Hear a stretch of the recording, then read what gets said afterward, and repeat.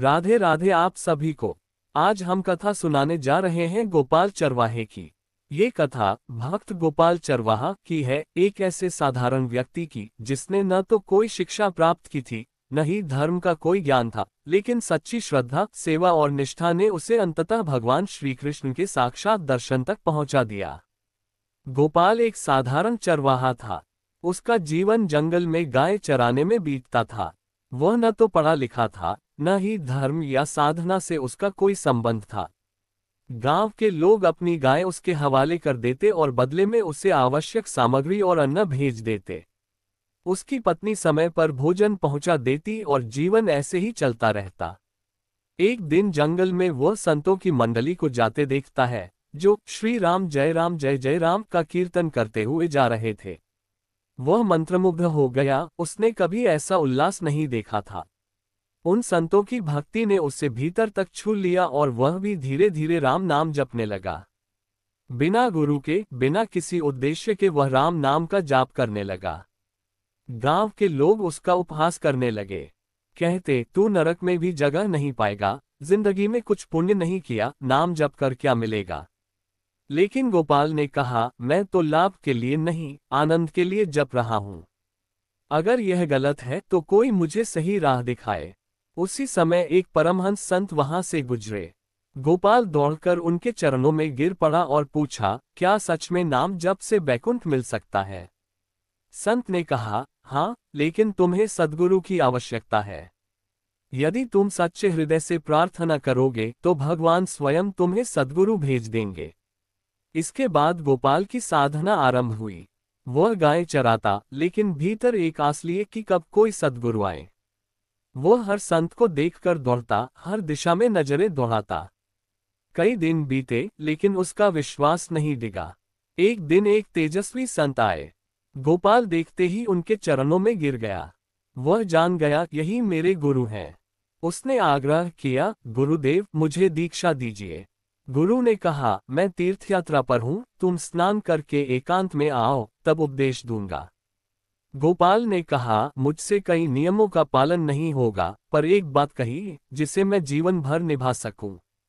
गुरु ने कहा, तुम्हारे आराध्य गोविंद होंगे, बिना उन्हें भोग लगाए तुम कुछ ग्रहण नहीं करोगे। गोपाल ने वचन दे दिया। अब उसकी परीक्षा शुरू हुई। जब घर से भोजन आता, वो उसे गोविंद को भोग लगाने रखता, पर प्रभु प्रकट न होते। वह भूखा रह जाता।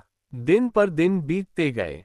पहले एक दिन, फिर 2, फिर 3, वह भूखा रहकर भी नियम नहीं तोड़ता। उसका शरीर क्षीण होने लगा, पर मन में निष्ठा बनी रही। गांव वाले पूछते, क्या हो गया है। वह चुप रहता। उसने किसी को नहीं बताया कि वह किस परीक्षा में है, उसकी पत्नी तक से नहीं। 18 दिन बीत गए, फिर 20, फिर 27, शरीर में अन्न का एक कण तक नहीं गया। शक्ति नहीं बची थी कि उठकर पत्ता लाकर भोजन पर जल छिड़क सके।